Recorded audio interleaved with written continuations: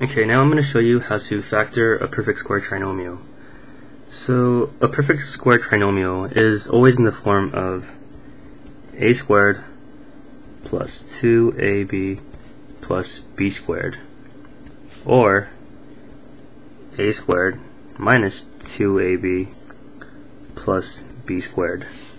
If this was negative and this was positive, it would not be a perfect square trinomial. So you always have to remember that to be a perfect square trinomial, you have to have the polynomial be in either of these forms.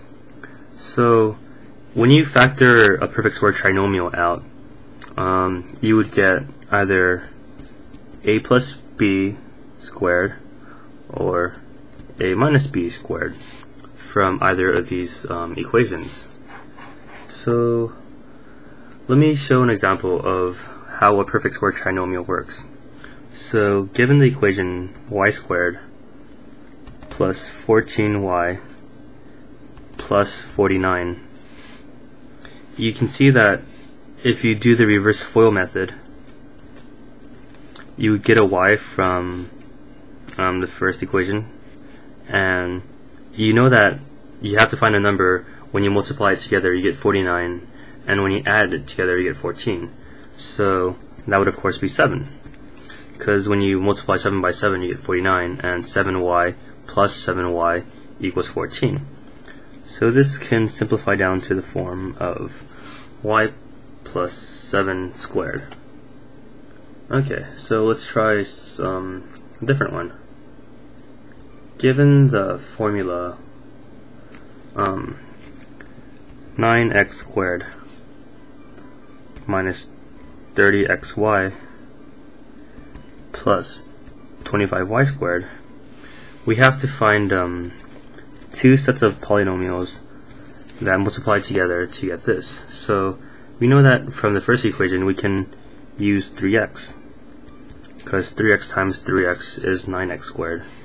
And we need two numbers that are identical, that when you multiply them together you get 25, and when you add 5, or when you add them and multiply by 3, you get 30. So the number here would of course be negative 5. So why is it negative? It would be negative because the middle term is negative, and when you add two numbers together and you want them to be negative, the two numbers would have to be negative. So we know this works because 3x times 3x is 9x squared, and negative 15x plus negative 15x is negative 30xy. Oh, sorry, there should be a y here. And when you multiply 5y by 5y, you get 25y squared. So this can simplify down to 3x minus 5y squared. Okay, so this is the basis of factoring a perfect square trinomial. So you should always remember that when you have a perfect square trinomial of this form, you should see whether or not these two forms work. So in this case, when you have this polynomial right here, you could already see that y plus 7 would work, and when this form is the same as this form. And when you have this equation, you saw that this form is the same as this form.